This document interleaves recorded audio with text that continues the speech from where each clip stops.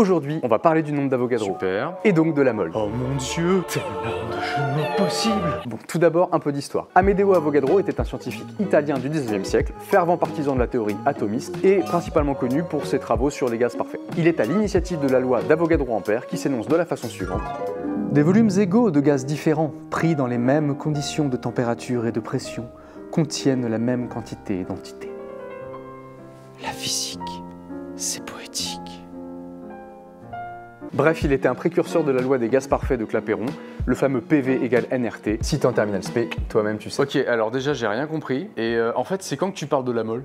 Parce que franchement, c'est un peu mollasson ton truc. J'ai tellement envie de te molester là tout de suite. Et bien justement, cette quantité d'entité N, c'est ce qu'on appelle le nombre de moles, à savoir la quantité de matière. Une mole correspond au nombre d'atomes qu'il y a dans 12 grammes de carbone 12. C'est-à-dire que plutôt que de compter les molécules une par une, parce que ça fait beaucoup trop, et ben en fait on en fait des paquets. Ah ouais, genre des binouzen, comme les boîtes d'œufs? 2. Oui, alors un peu plus, parce qu'en fait une mole ça correspond à un paquet de 6, C'est ce que je viens de dire.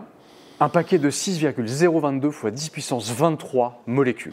Bon, en gros, un 6 avec 23 0 derrière. Ah ouais, sacré omelette. Ce nombre d'entités dans une mole, d'abord supposé théoriquement par Avogadro, a été déterminé expérimentalement en 1909 par un Français, Jean Perrin. Donc après la mort d'Avogadro en 1856, et a été nommé ainsi par Jean Perrin lui-même en son hommage. Ainsi, pour calculer le nombre d'atomes ou de molécules auxquelles on a affaire, on divise le nombre d'atomes par le nombre d'Avogadro, avec cette formule-ci.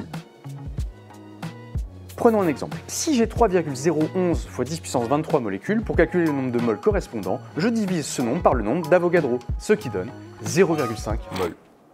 Bah non, parce qu'en fait ça fait une demi.